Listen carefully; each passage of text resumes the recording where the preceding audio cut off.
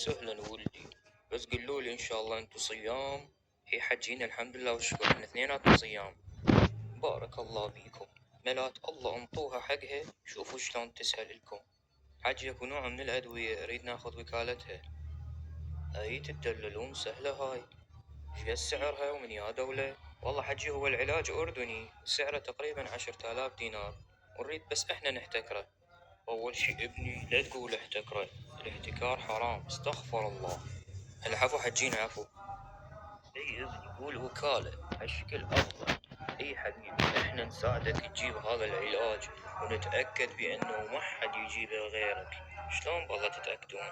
ابني احنا عندنا طرقنا الخاصة، كل شي نسويه وكله بإذن الله. تمام حجي. وبالنسبة للسعر والتوزيع شلون راح تكون طريقة التوزيع؟ هوي أنا أخلي الويلاد توزع الأكياس بشكل صحيح. وبالنسبة للسعر مبدئيا راح يكون 100,000 دينار.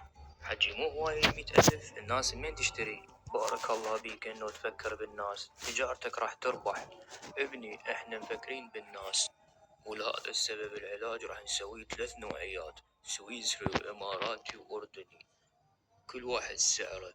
حتى اللي ما يقدر يشتري السويسري ب100,000 يقدر يشتري الاماراتي، واذا ما يقدر يشتري الاردني. بس حجي الدوا مالتنا بس اردني، مين باقي النوعيات؟ ابني احنا ناخذ المونة من الدوا مالتكم ونصنع باقي النوعيات. هاي ايش بيك يا ابوي؟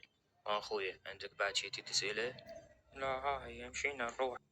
حجي احنا ان شاء الله نرتب وضعنا ونعطيك خبر. بارك الله بيكم ولدي، بس قبل لا تروحون هذه ليالي القدر لا تنسون تحيوها.